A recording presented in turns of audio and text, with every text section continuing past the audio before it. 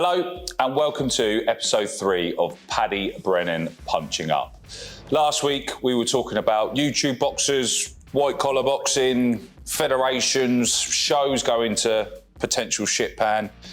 This week, Paddy, we're actually going to talk about your upcoming show. Okay. What goes into actually planning a boxing show? It's the potential of these kids, and they're so enthusiastic. They turn up every day. Yeah. But the planning that goes in, I'm not joking you, especially out here in Spain. Yeah. Because I'm working with somebody not round the corner. Yeah. I'm relying on somebody in Ireland or in England. It's that distance and it's that assurance that, you know, they're going to buy that plane ticket. Yeah. They're going to get these kids. They've got passports to start with. They're going to get them on that plane.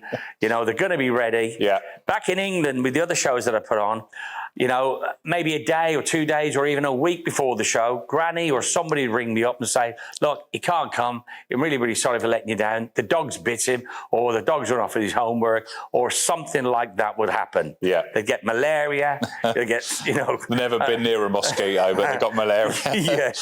So something like this would happen. So taking this risk and taking this punt, you know, I'm in Spain. You know, I'm working with different people in Ireland. I'm working with different people in England. I've known these guys for many, many, many years. Yeah. And yesterday I actually paid for the 7 plane tickets from the people in England. So that's from heavyweights, from 100 kilo lads Nice. to 80 kilo lads to 70 kilo lads to 60 kilo lads. My biggest problem was because all my lads are novice. Yeah. I've had to sort of literally fan out to everybody in the UK Yeah. and everybody in Ireland, in Madrid, because to try and find somebody with a sort of 9 months experience out there Yeah. that's willing to have their first fight Yeah. was a big ask. You know, that's been a bit of a nightmare for me. And I've got 15 boxes on paper. I've managed to confirm 12. Yeah. I've seen 7 plane tickets so far. Yeah. So I'm waiting for the other people to book their plane tickets so I know it's definite, you know, it's a definite. I've got 6 weeks left to go. I'm not worried too much because I know it'll come together on the night. And I've got kids in my gym where I can sort of mix and match. Yeah. But I'm just apprehensive until they you know, show me that Or they're passport here. That's- and they're here. Yeah. That's the other one, getting the coaches to pick them up, because now, because they're coming from various different places, Yeah. I've now got to send either taxis or coaches or buses or trains Yeah. or, you know. get All somebody on different a flight times, so you can't different even just flight get on times. one. No. So logistically, it's been a bloody nightmare. But listen, I've said it every time I've done one of these. It always turns out well on the night. Yeah. And I'm one of the worst person in the world for sort of shouting at Overthinking myself, a bit, yeah. overthinking, shouting at myself, thinking it's not going to work, it's not going to work. And then when it comes well on the night, then there's a sigh of relief and it's great. But to plan it's massive. I've got to get the security. We've now secured the venue. Yeah. We've secured the food now. Secured the catering staff. Yeah. The waiters. The DJ. Yeah. The lighting. I've got Channel 4. Yeah. They're coming. So I've had to sign so many bits of paper to make sure they're able to you know, able to come to the venue. I've had to send them and pick the choice of the songs. Yeah. Because of the copyright stuff. Copywriting, yeah. You know, Wow. these are the entrance songs. So I've had to get people, you know, to sign all things off. So, you know, the list went from there to there because I'm out here in Spain. But it's going to be great. It's going to be great showcasing the people in my gym. Yeah. These kids, when you see them, honestly, they are some of the most loveliest people I've ever met. They go from Michelin star chef Nice. to doctors, to nurses, to school teachers, to people working hospitality, you know, people working all different aspects of life out here. It's a working town. Yeah. It's also a holiday town, so the seasons change Yeah. every year. Got a lot of people here during the summer months. Come the winter, it slows down a little bit. But it's just great that I've got these people coming from the 4 corners of the Costa Blanca into my gym. And I've said it many, many, many times. There's no politics. There's no religion in my gym. There's none of that. It's about the work ethic. Yeah. And these guys with the black, blue, green, orange, purple, they all get on. Yeah. And I get them to work with each other. They all introduce themselves. And it's like a big family affair. How did the conversation go with the obviously the lads or the ladies, if there's any on the card? How did it go? Obviously, so 9 months ago, you opened the gym. Did they sort of come to you 3-4 months, I want to have a fight? Or did you say, got everyone together and said, I fancy putting a show. I want to showcase what we've done and what you can do. And how did that conversation come about? I've employed a guy called Marcelo. He's quite a famous musician from Argentina. Met him sort of 5 years ago when I first landed. Yeah. And I just fell in love with this guy. Yeah. His work ethic was just incredible. He loved the boxing. Yeah. I mean, when I came here, I promised myself I never ever want to go near a boxing club ever again. I came out here to retire. Yeah. I thought, listen, I've made a few quid. I'm just going to keep my head down, eat tapas, a few glasses of wine, walk the beach with my dogs and do nothing. 2 weeks later, I was so bored, you know, from a really, really busy life in the UK to come in here thinking, I've got to do something. And then I joined this gym. I joined the gym, they had 2 punch bags up. Yeah. And they had a couple of pairs of gloves knocking about. And I picked a pair of gloves up, started punching it one day. And before I knew it, people started to look. Then they came over, introduced themselves, asked me would I show them. And this Marcelo came over to me and he said, I've always been interested in boxing. I would love to do this. Wow. So, you know, one thing led to another. Then it went from sort of 3 people to 5 people to 10 to 20 to 30. And the owner of the gym asked me to set up a boxing school in there. Yeah. And he said, I'll pay you on this, Paddy. I'll give you half the membership. If they come to you, I'll give you. And I said, oh, it's not about the membership for me, but there is a dog's home up there. Yeah. Don't give me the money. Give it to the dog's home up there. So we agreed on this. And then before I knew it, we had about 60 people in the gym. Wow. But the owner, because I was inviting other people into the gym to spar with the lads, it didn't quite get the boxing. It didn't understand why I would give free entry to a different club. Yeah. He thought everybody had to pay. So I ended up paying for these people to come in there to spar with my lads. So I went from there. I apologised to the guy. I said, look, really thank you, you know, for the opportunity, but it isn't going to work for me. Yeah. I'm now going to move somewhere else. And then I met this other guy, and he set himself up a bodybuilding gym on the lower level. Yeah. And he offered me the top level. You know, because I bought this here and it was doing nothing, just sat here, just sort of growing, you know, growing weeds. And I thought, I'm going to do something on my own, you know, where I'm not paying any rents. I'm responsible for everything because, you know, if I had to do anything up there, if I wanted to send one of the coaches out to a different gym, I had to get permission. Yeah. And I thought, you know what, Paddy, I've, you know, spent the last 25 years doing my own thing because I've had my own gym. Yeah. So then I thought, right, okay. And with the construction company that I have, I quickly got the guys in there. We quickly turned it around within about 3 months. Yeah. Got the planning permissions, which was fantastic. Great architect here in Javier. He got the permissions for me, and we started work in October. And come January, I opened it. Yeah, it was packed. We had 300 people here that day. Wow, they come from everywhere. You know, I invited them from England. Yeah, the Bill Longmore Foundation, the guy I used to work for back in the day. His wife turned up, Ursula. The Police Crime Commissioner's deputy, Barry Sheldon, he turned up. He's brought his family out, and it was a real family affair. Oh, brilliant! And then, once I was left with this sort of nucleus of young kids wanting to learn boxing, you know, we went to work with them very quickly.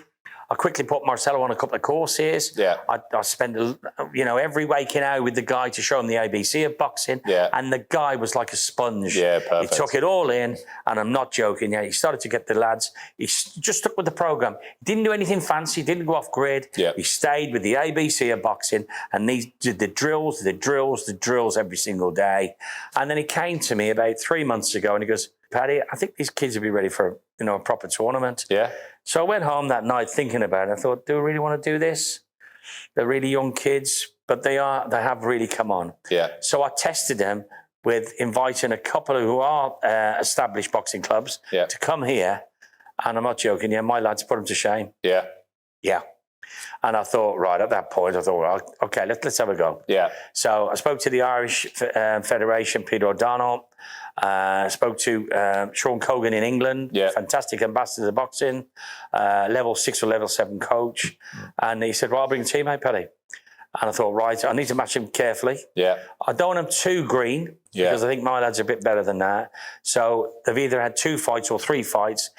With 3 fights, either 2 losses or 2 wins or 1 win. So I know something about these guys. Yeah. So I'm going to take a punt. And I spoke to all the boxers in the gym, and I'm not joking you, they turn up morning and night. Fair play to them. 6 days a week, and they're in here. Their parents have contacted me because, Paddy, you've changed the life of my son. You wouldn't believe how many things we have. Yeah. We're in Spain, the beautiful part of Spain. Yeah. They've got everything here. Yeah. And that's probably one of the big problems. Yeah. They have everything here. The sun, the sea, the sand, the tapas bars, the nightclubs, booze, everything. Yeah. And to have a boxing club in the middle of Javier, right on the beach.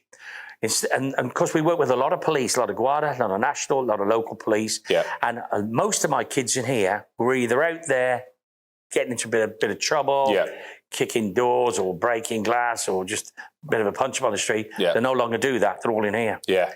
And the police have seen him and goes, Paddy, oh my God. Thank you. Yeah, thank you. And now they're going to support these kids on that night. So we've got a lot of police coming over to support them. Yeah, that'd be awesome. It's going to be great. Yeah, and when you meet these kids, we've got a 100-kilo lad. He started off 130 kilo in February or March, end of February, beginning of March. And he said, and he's a lawyer. Yeah. And he's studying really hard. He said, look, in between this, all I do, I've packed my girlfriend in. He said, I'm studying every Probably day. the best thing he's done. And, so he said, I don't want any hanky-panky, Paddy. I'm studying on the boxing. Yeah. I'm looking at videos, Paddy. I'm moving my feet. I mean, he was a big guy. These guys, and now, he's lasting 2 rounds. And I've got the lads to really, really push him. When he first came in, 20 seconds, he was gone. Yeah. But now he's getting in there for 2 rounds. And if he does 2 rounds on that night and pulls the pin, I'll be the most proudest man on earth. Fair play to him. Because the cardio, it's really, really improved. But we've got some really fantastic kids in here.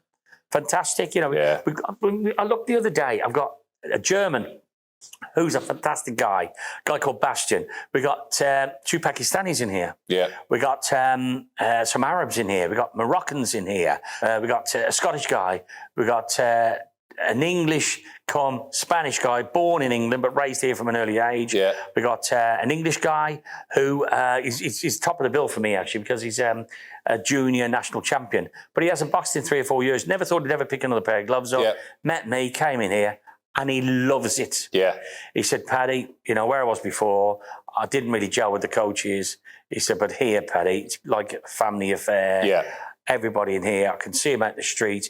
He said the level of respect in here it's incredible. Yeah. And it really is like that. This gym, they become family, and no matter where I go out here, somebody's always shouting, whether it's from a car, from the side of the road, I'm getting somebody to wave to me. So I know I've done some good. Yeah, you'd be worried about that in England, wondering who's shouting. Yeah. So obviously Marcelo hit the trigger button, said, right, let's do the show. How does that then go from that idea to however many tickets being sold, a venue, 16 fights, however many it ends up being?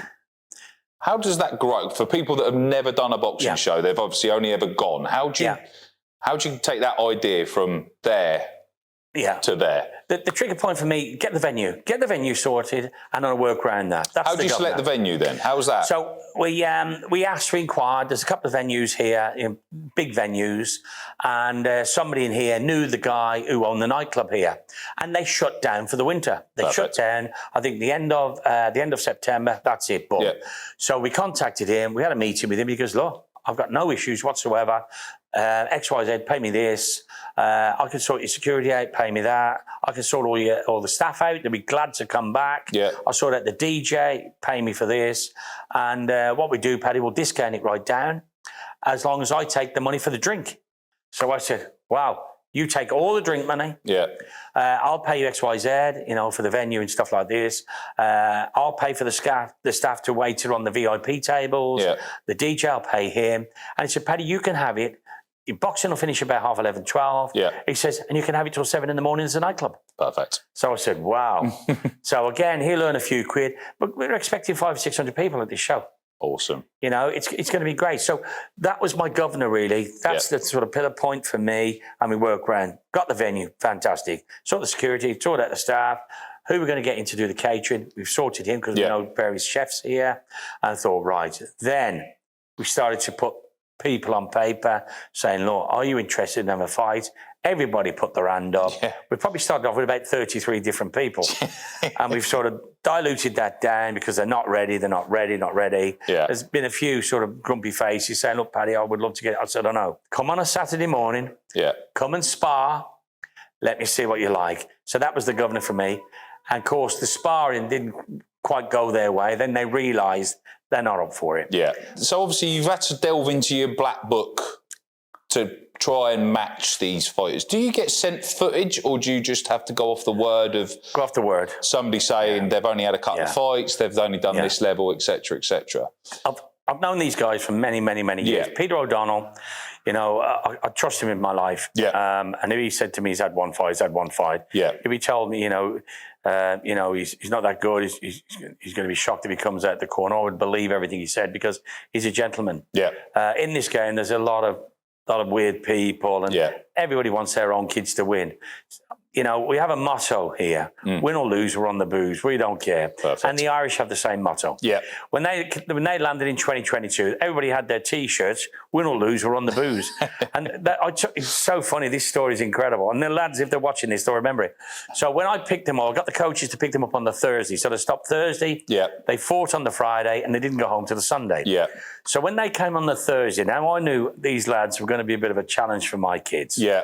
So on the Thursday, I agreed to get them picked up. I got them picked up at 10 o'clock in the morning. Yeah. By 12 o'clock, we're out sitting outside a pub in the middle of Denia. A friend of mine had the pub then called the Blue. Yeah. And she said, Paddy, I'll supply all the food as long as you leave. 37 now. Yeah. As long as you leave, the lads in here drinking all day. I goes, okay. Yeah. So they're in that pub from 12 o'clock till 6 o'clock Friday morning. Perfect. And the police came in 6 o'clock in the morning because the noise just got too horrendous. They were dancing on the street. Some of them were down to their pants.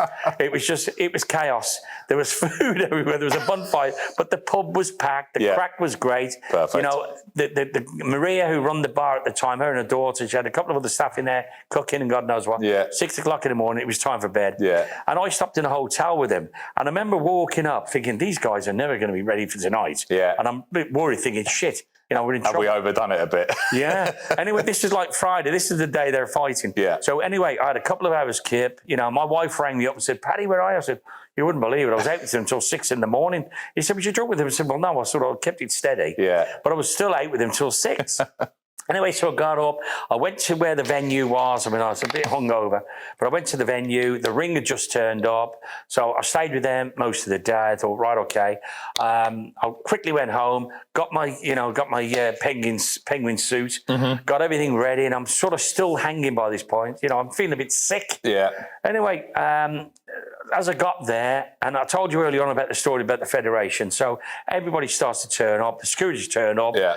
5 o'clock. People are starting to roll up. We weren't supposed to open till 6, but people obviously didn't listen to that. Yeah. They started to turn up at 5. There's 600 people in this venue.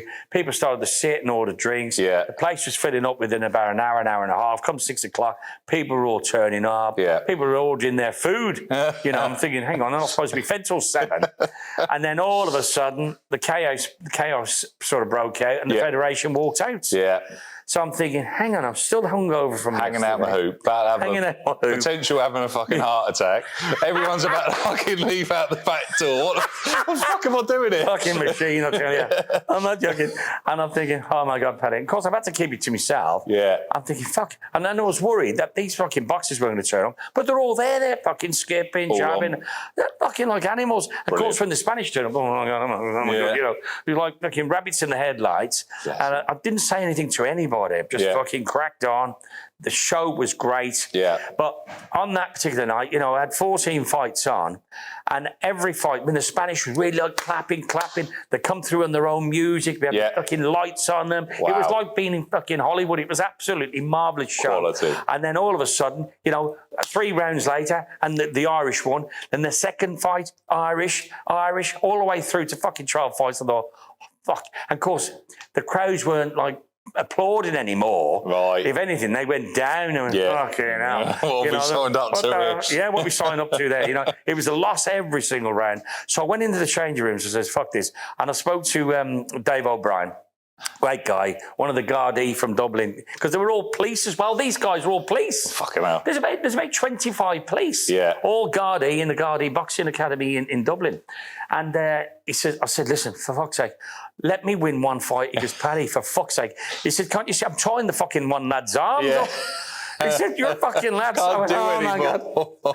I said, "Can't go." So anyway, I fudged it a little bit, and I don't mind saying on camera. So I just got to get a couple of wins. Yeah. So anyway, I got 2 wins, and the fucking place went roaring. Yeah. The Spanish fucking tap dancing and fucking flamenco dancing again. Had to try and make sure you got some victories under the belt. Well, sort of 12-0 down to the Irish. And I'm looking around, the room, and the sort of faces are all dropped. People are looking at me thinking, does that Paddy know what he's doing? He's mismatched all these kids. So I went straight into the changing room, and I'm the MC. So in between fights, they come in, sort of, all the spotlights are all on them. And I raced in there, and I said to Dave, for God's sake, Dave, please let me win 1. Let me win 2 for Jesus. We've got 2 left. And he goes, Paddy, you wouldn't believe it, but I'm tying these kids' arms up. He said, every time I send somebody out, he goes, right, listen, just pull back, let this kid win. Yeah. And he says, listen, I'm not trying to say your kids are terrible, Paddy. He said, but look, he said, mine's on a different level. Yeah. So thankfully, when I announced the 2 winners, and I just got the cards, and it said the blue corner, which is the away team, which is the Irish, and it won again, and I just looked and said, and the red corner. And of course, people were looking around, and the boxer was looking around and said, no way did he win that. And one of the parents, who's a bit of rock and roll singer, he came to me after. He said, you know what, Paddy? He says, my son won that fight. I says, I know, but don't worry. I'm going to give him best boxer of the night. How's that? He said, well, at least he gets something. But he did win that fight. I said, I know, but you don't know the politics. Yeah. And the politics is I need a couple of wins. Yeah. I said, come all the way over here. I've paid for you to come over. And I said, you beat the shit out of my lads. He goes, okay, I understand, Paddy. I said, look, I'm going to make him boxer of the night. How's that? Yeah. So then I took off winner off one of these cups. It had nothing else on there, and I presented him with that. So sometimes you got to bring in a bit of that, a bit of sass into it. You can't have it all one way. 12 wins, one after another. I'm thinking, oh my God, Paddy. It was like the life was draining through me. I'm thinking, right, I'm going to read these next 2. Yeah. So I jumped in there and I took it off the ref and said, right, let me read them. And the red corner. Yeah. So, it was fantastic, really. Great night. Everybody was great. And the Spanish, they didn't mind losing. They were very, very, they became friends with all these guys, started emailing each other, WhatsApping each other. Everybody became friendly. We all drank together. We all came to Paddy O'Connell's. Yeah. And it was just fantastic crack, Brilliant. So, yeah. You touched on the boxing ring, obviously turning up. How is there just somebody that's got one folded up in their shed, or do you have to sort of move this from here to somewhere else? How does that work? Again, with the ring is the governor, so we make sure the ring's in either a day or 2 before. Yeah. No ring, no show. Yeah. So we contact somebody, we give them half deposit, we say, right, okay, and then we wait for that ring on that day, get that in, then we dress all the tables and everything around that. Yeah. So here in Spain, they're very few and far between. The ring coming for this is the other side of Alicante. So, and he has another show on that night.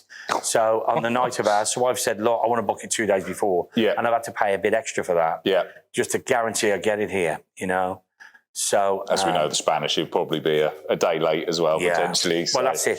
So obviously the lads that you got there, you're trying to match them up. You sort of briefly touched on it as well. You've got one that you think is going to be a decent fight on the night. Have you got any others that you think are actually going to excel themselves here? There's 2 or 3 of them there that, listen, if they do well on the night, they do well in here all the time, I'll get them to spar with anybody. Yeah. And they're not open class level yet. When I say open class, so if a professional walks in, I'll stick him in with him. But they are, one's 15, and I'm telling you what, he's incredible. His feet, his movement, his balance. He's in here twice every day. He loves it. Nice. And it's really changed his life, He's one of these kids that maybe he would have been influenced out there and got himself into a bit of trouble. Yeah. But he's in here and he loves it. Good.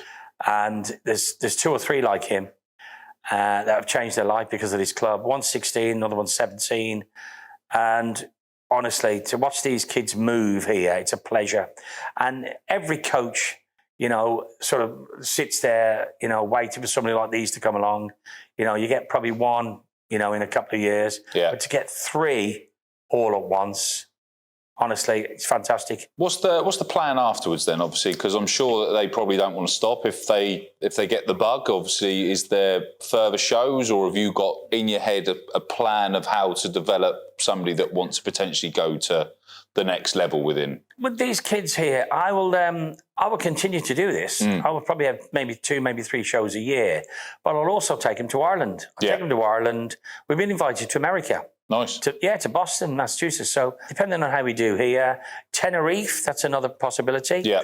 I know the guy out there very, very well. He's a wonderful lad. I've known him sort of 30 odd years. Yeah. He's invited us out there. He's got a gym out there. So maybe we do something out there on his show. Maybe I'll just take a whole load of my kids. Go on tour. Yeah, and just get out there and do another show in Tenerife.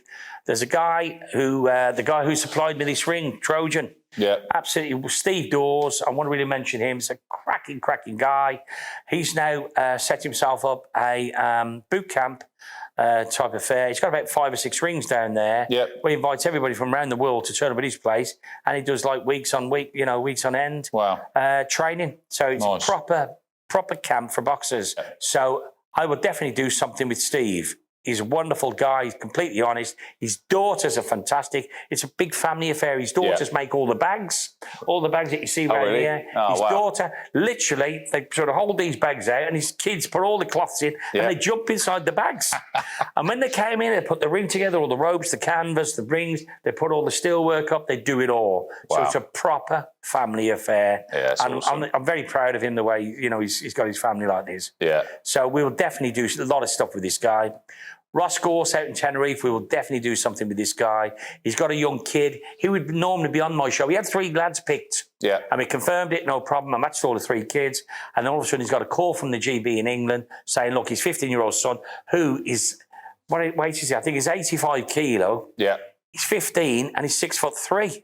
So he's an absolute monster, and he's been picked to represent England. Wow. That week or 4 days after my show, he said, Paddy, I'm going to have to drop out. Yeah. I don't want to run the risk of my boy getting injured. I really want to sort of get this guy a bit of a pedigree. So he's putting him in through the championships. And nice. I agree with him. I would have done the same. You can't complain with that. Yeah. But there's going to be lots of opportunities really for us. I really want to just showcase what we do. Yeah. We've arrived. I want everybody and anybody in this area and across Spain.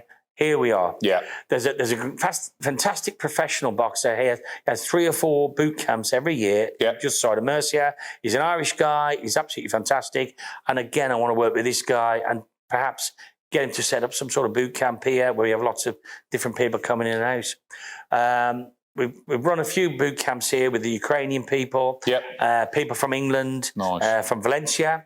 There's a guy down there that sort of brings up kids up, possibly every 10 weeks. Yeah. So there's the opportunities are, brilliant. Sort of out there really. It's just really getting this club on the map. Yeah. But on the UK, on the world stage. Yeah. We had one of the famous referees in America. Tony Wilkes, who refereed Mike Tyson's, the Sugar Ray Leonards, all these guys. Yeah, incredible. And he's done this sort of blog about me, saying, Paddy, I wish you all the luck. And if I'm ever in Spain, I'm going to come to your gym. Oh, awesome. So it's getting out there. Yeah. And obviously we get this opportunity to sit here and talk about it. Fantastic. Here and put it out to everyone. So obviously we've got the show.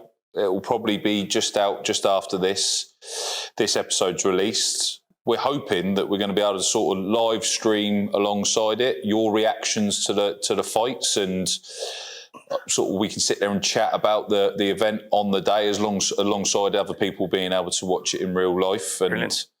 I think that'd be a really good one for you. I'm assuming you're not sort of MCing or anything. I'm MCing. Well, we can do that around it. But I've got a girl who's fluent in English, French, and Spanish. Yeah. So I'll be able to drop out with you, drop in while I'm MCing, boom, then drop out on the. That's it. Well, we can also sit there and watch the fight and sort of get your opinion of where the lads might be going right, might be going wrong. And I think that'd be a great opportunity for us to showcase the pod as well as the gym and what your understanding of the fight in real time as well, which would be really good for people to see. So perfect. Obviously, alongside that, the pod will be released, and then hopefully we can get the live stream sorted, and you guys get to see Paddy in real time as alongside the pod, mate. So fantastic. I think that's probably a perfect time to bring episode 3 to an end. Okay. For those that obviously want to watch it, if the live stream will be shared on all our social platforms and also be live on YouTube alongside the pod that comes out just before the fight on the night. And Paddy, just for those that still on the fence of buying a ticket, if there's any tickets available, just do the little passing piece for those that want to join us. So listen, it's going to be incredible, really, here in Javier. They've never had a boxing show of this caliber, ever. In fact, I don't think there's been a boxing show here. I know there's a few MMA gyms out here, but for a boxing club, like ours here, and for the local people to be involved, it's going to be incredible, So if anybody's out there watching, need a ticket, please contact, the gym, the Paddy Brennan Boxing Academy here on the Arenal, Javier.